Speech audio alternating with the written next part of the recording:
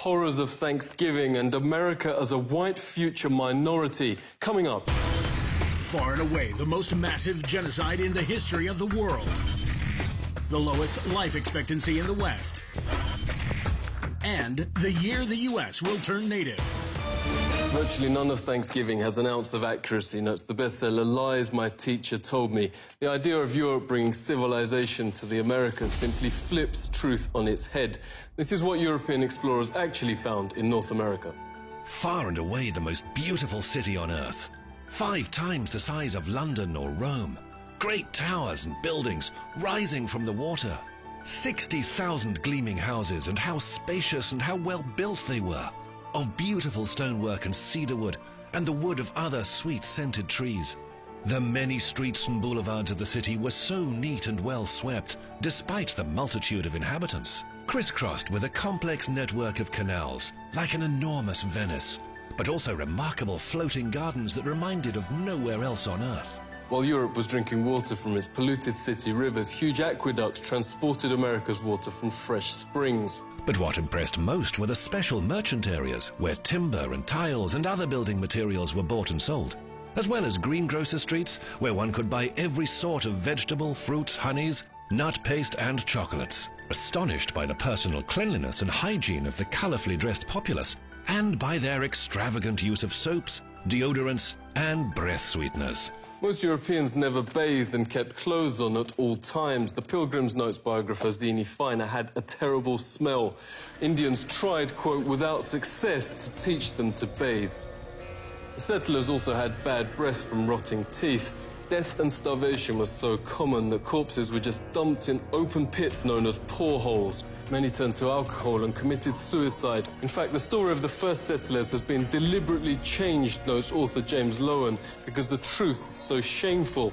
They actually settled hundreds of miles further south and stayed in America because the mission was a failure. Their real aim, reports historian Robert Beverly, was to find some gold and take it back to Europe. They spent their days digging random holes in the ground, haplessly looking for gold instead of planting crops. Soon they were starving and digging up putrid Indian corpses to eat. They took some Indian prisoners and forced them to teach the colonists how to farm. And the meal with the natives wasn't quite the Thanksgiving shown on TV and in schoolbooks. The colonists offered the Indians a toast to eternal friendship, whereupon the chief, his family, advisors, and 200 followers dropped dead of poison.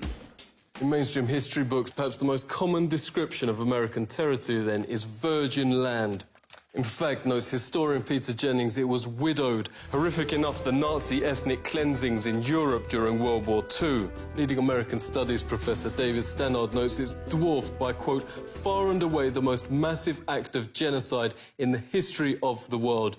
The death of 100 million indigenous people in the, quote, American Holocaust. Some from disease, but also vast numbers from a deliberate policy aimed at wiping out the race that mainstream history books continue to pretend never happened. He knows when Heinrich Himmler called the final solution, quote, delousing, Himmler was only echoing the Pilgrim Army's rallying cry, nits make lice, nits being Indian babies. This was a map of Indian nations across the US. 80% of the first government's entire budget went on attacking existing Indian settlements to take their developed farmland. The settlers would most probably not have survived, writes Jennings, on their own. 95% of America's entire population was then wiped out. American Holocaust notes there is documented evidence of colonist leaders going town after town, deliberately killing all men, women and children. Yet school texts and history books remain silent. Orders came from the very top. Under the direct order of George Washington, at least 28 of 30 Seneca towns and all the towns of the Mohawk, Onondaga and Cayuga were simply obliterated. George Washington wrote the Indian country, quote, must be destroyed. Thomas Jefferson called to, quote, pursue Indians to extermination. Nobel Peace Prize winner Theodore Roosevelt called beneficial the eradication of the native race. Stannard notes genocide was official public policy. California Governor Peter Burnett in his 1851 message to the legislature. Extermination must continue to be waged until the Indian becomes extinct. Another governor issued the public proclamation to, quote, pursue, kill and destroy all Indians. A witness notes the ensuing bloodbaths practically wiped out the native race. The whites shoot them down like wolves, men, women and children, wherever they could find them. This war of extermination against the Aborigines is tending to the final extinction of the race. What reportedly saved the race from extinction was their use as slave labour. This extermination policy has proved so injurious to the interests of the whites. Indian labour is indispensable. Highly prized slaves were Indian girls as young as 3, said the Marysville Appeal, for fulfilling double roles of labour and of lust. Phil Lane Jr. is hereditary chief of the Hankton One First Nation. Phil, really great to see you. What facts are being airbrushed out of history? Practices were that sometimes you don't want to speak about. And they not only wiped out most of the people, but the way they did it, the greatest loss of people at any time in history. Cultural genocide is still being waged on surviving Indians, reports Truthout. From the start of the 20th century, children were forced into so-called Indian boarding schools, designed to, quote, kill the Indian in them, according to the system's founding father, Richard Pratt. Indians are obliged to change their name to a Western one like Tom, made to dress and style their hair like whites.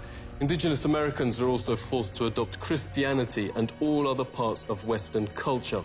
Lenore Stiffan witnessed the abuse firsthand. Thank you so much for speaking to us. Can you tell us what happened? Federal policy here was to take the Indian out of the person. They beat the language out of like my father. He grew up his whole life, his hands were kind of bent. As a result, he used to talk our native language, but he never wanted me to learn. I consider myself a recovering Catholic because of, the sexual abuse that I experienced, from the Catholic Church. Daniel Sheehan says the genocide is continuing. He's helped start the Lakota Child Rescue Project to stop the forcible removal of Indian children. Daniel, thanks a lot for coming on. Could you tell us what is happening to the children? And what we discovered is that not only were the children being taken on an epidemic level, that it was happening on every single one of the reservations and in virtually every one of the major cities. The International Convention Against Genocide actually has a provision which expressly identifies what's going on as genocide, that the systematic undertaking on the part of the racially dominant culture in a given nation state, taking away indigenous children from their native tribes and putting them in the white culture has been identified as genocide. Even the Supreme Court still upholds natives' second-class status to this day, writes noted legal scholar Robert Williams. He joins us now. It's really great to speak to you. Can you give us some examples? 1 out of 3 Indian women will be raped during their lifetime. In 86% of those cases, the victims report that it's a non-Indian that perpetuated the sexual assault or the rape. This has been traced directly to the inability of tribes to prosecute these crimes. One of the points I make in my book, Savage Anxieties, is that if you look at the history of the more civilized nations' treatments, so-called more civilized nations' treatments of indigenous peoples, it really makes you wonder who are the savages and who are the more civilized. One very famous study done found that every single treaty that the United States had negotiated with tribes had in fact been breached at one time or another or had been violated. Supreme Court said they had no property rights and therefore no rights to just compensation. And there was some horrible language in the opinion about how the court recognized that everyone knows that the savage tribes of America were conquered and the treaties were really meaningless anyway. So it's this perpetuation of these stereotypes in this case, which is still valid law in the United States. It's still a valid precedent. And so they drink it, but it's actually hairspray. Native Indians now have the highest rate of suicide and pandemics of cancer in the Western Hemisphere. At 44, life expectancy is lower than Afghanistan and around the same as Europe at the time of the Pilgrims. For an official banquet to celebrate 350 years since Pilgrims landed, authorities invited native Indian Frank James to speak. But when they saw his speech taken from a settler's own account of what really happened, they wouldn't let him read it. The Pilgrims had hardly explored the shores 4 days before they robbed the graves of my ancestors and stole their corn, wheat, and beans. The Indians knew this fact, yet welcomed and befriended the settlers, little knowing that they would be killed by the settlers' guns. What has happened cannot be changed. But today we work toward a better America, a more Indian America, where people and nature are once again important.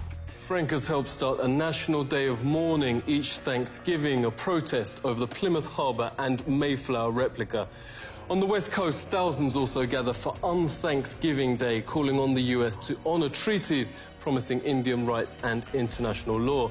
The American government faces increasing domestic and international pressure.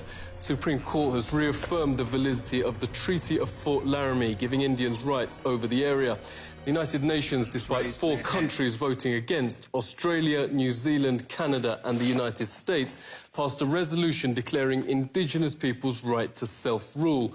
The UN is also calling for the states to return to Indian tribes their stolen land. The Mexica movement wants to bring Indigenous people of America in a single nation without, it says, the artificial borders created by Europeans. Movement's director, Olentesca Lepoca, joins us. Really great to see you. You say the demographics are on your side.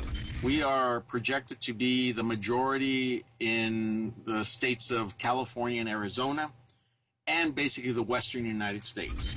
In the next 50 years, we're going to be the majority in the United States of America. For the European who's scared about all this, I'd say pull a seat over, because that's what we've been doing for 500 years. We've been scared of all of the monstrosities that Europeans have done to us. They've exterminated 95% of our population. They've stolen 100% of our land. They've left us in poverty on our own land. Many cities throughout the US are already majority indigenous. In 8 years, 8 more states are projected to be white minority. In 30 years, that will apply to the United States as a whole. The reaction of certain Americans is already causing some surprise. Seek truth from facts. This is The Truth Seeker.